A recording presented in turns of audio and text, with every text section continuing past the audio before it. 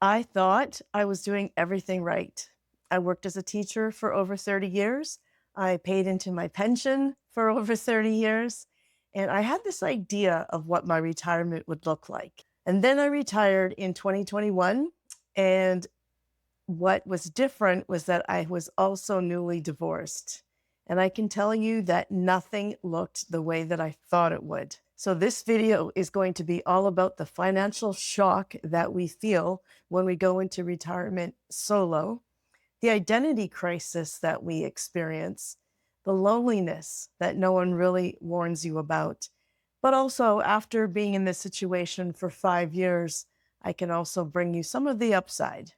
Hi, my name is Lisa. I am a Canadian mom, grandma, retiree. Welcome to my channel where I talk about all things starting over, retirement, and what it's like to be a Gen Xer, a solo Gen Xer these days. So let's back up here. What did I think my retirement was going to look like?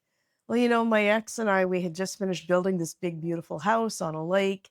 And I pictured, what a lot of other retirees picture.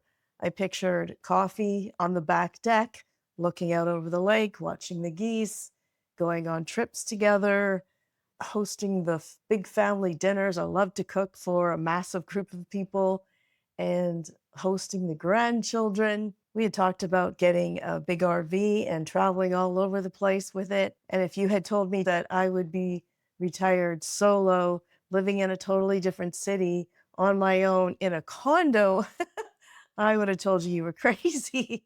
But this is life, and here I am. And I want you to know that if you're watching this and you're in that place right now as well, you and I, we are not alone. In fact, I discovered there's a new term.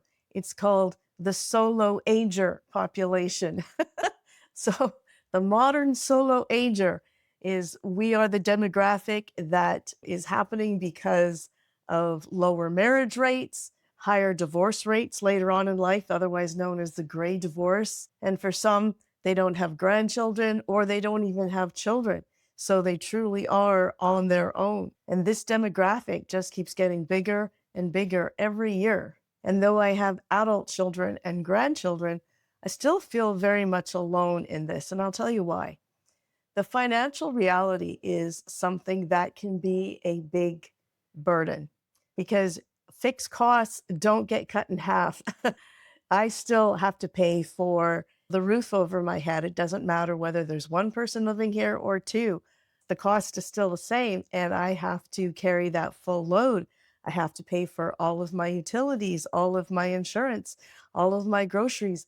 Yeah, there's less groceries for sure, but it's still totally 100% my expense. And let me tell you, when every expense is all on you, that becomes a very big fear when your income is threatened. So, this week, for example, any of us who are in the stock market had heart palpitations when they looked at their portfolio because, well, with events going on in the world, that stock market took a big hit.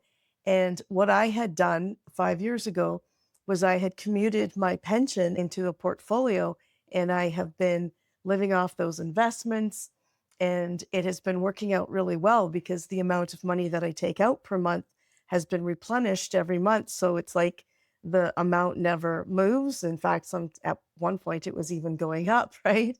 But this last week was not the case.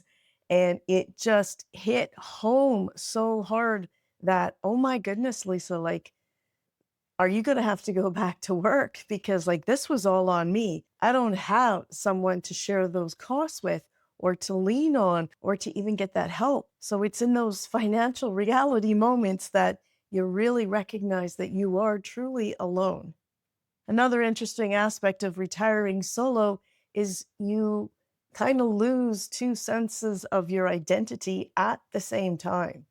The psychologists talk about going through major life changes can really be even traumatizing, like to lose your identity as your profession. So in my case, a teacher and counselor, and then also a wife. We, my ex and I, we had married later on in life, so there was a blended family. So there was his kids and his grandchildren that had become my stepkids and my step grandchildren.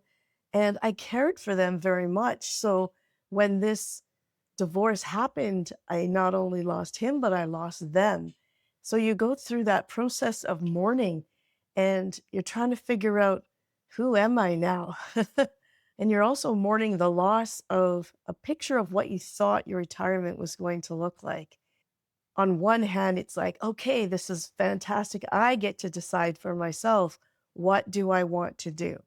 And I decided to make the best of it. So what I did was I withheld some of the funds. I didn't invest everything that I pulled out of my pension.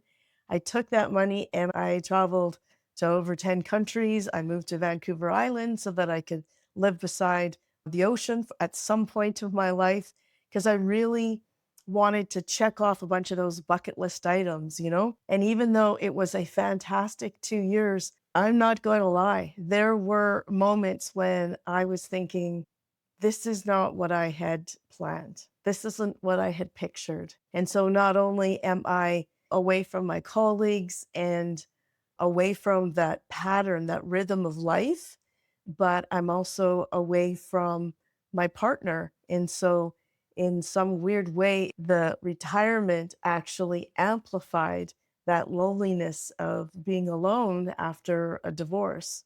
I want to be clear, like, I do not miss my marriage. It was something that had to end.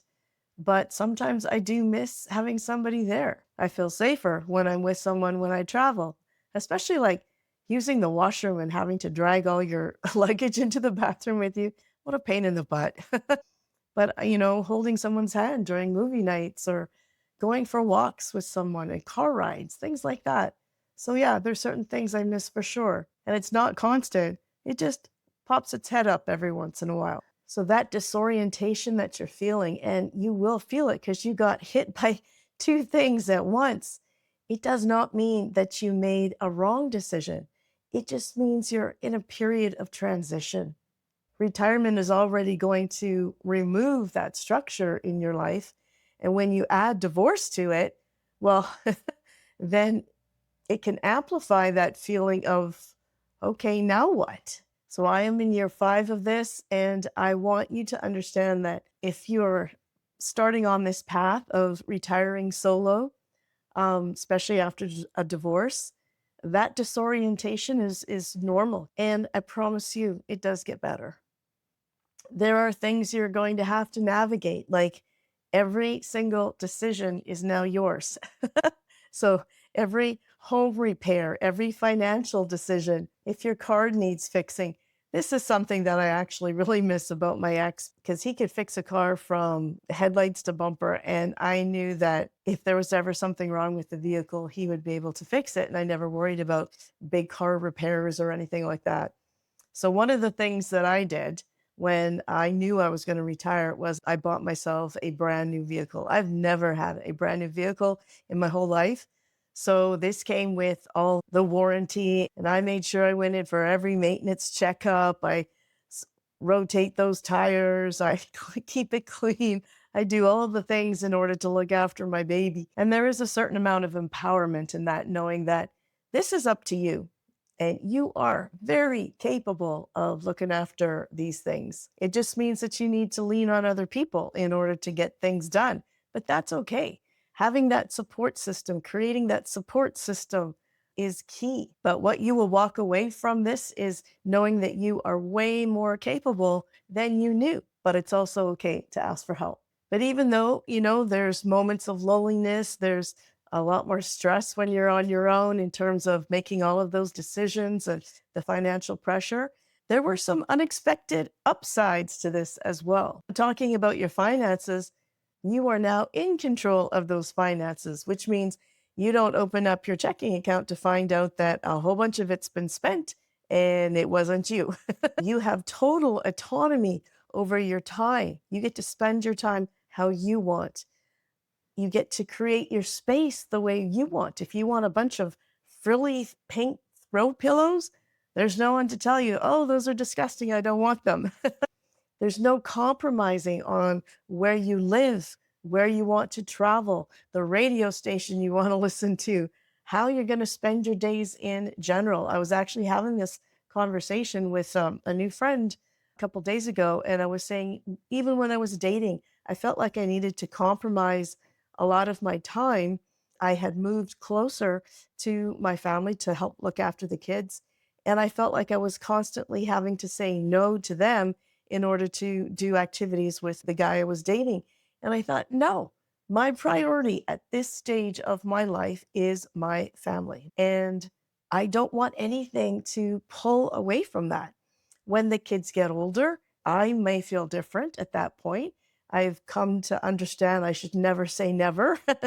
But at this stage of my life, no, I want to have complete control over how I spend my day, my time, my energy. And when you are solo, you can do that. And in fact, this might be the first time in your life where you get to do exactly what you want because you don't have work schedules or any kind of demands on you from anyone. And on one hand, it's a little overwhelming because we go like, what do I do with my time? And then on the other hand, it's so freeing because then you get to create. It's like having a blank canvas and you get to create the art of your day, your life, the way that you want. So what do you want it to look like? The possibilities are very exciting. And I'll tell you what, after 5 years of being retired and solo, I've discovered that retirement does not mean having to wind down.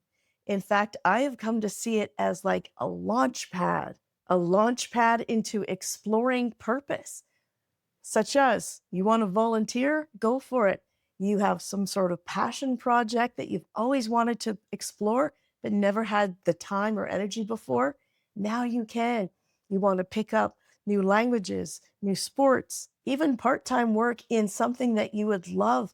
Like at one point, I thought, in my retirement, I think I would like to work at a vet office because I absolutely love animals and I'd like to give back in some way. It's like you get to build a whole new world, even a new community. So here I am, almost 59, and I'm making new friends at this point, building a whole new life in a completely different city than I ever thought that I would live in. And this is why I call my channel the Solo Second Act, because it's like I get to turn the page and start with a blank page and start writing this second part of my life. I get to create it as I want to. And you know what? This blank page can be very scary. I admit that, but it's also a gift. So, yes, retiring solo was not my plan. But here's something I know now that I didn't know then. And that is that I can build something really good on my own. It just looks different than what I had imagined. But I will tell you that there will be some amazing highs and some pretty down lows. So I encourage you to create that community. Reach out to the people around you to create that network of support, friendships, and people who will be there to help you out. Just because these people may not be blood doesn't mean they can't be a sense of family for you. Don't be afraid to ask for help. We are all in this together. And just like you would be there for them, they want to be there for you. So give them that opportunity. So I'd like to know from you, if you're retired or approaching retirement solo, what's the part that scares you the most? Tell me in the comments, and hopefully we can have this conversation to support one another, give each other some ideas, and above all, let each other understand that we are not alone in this. So please consider giving this video a thumbs up and subscribe, as it really does help a small channel like mine. And in the meantime, have a wonderful day.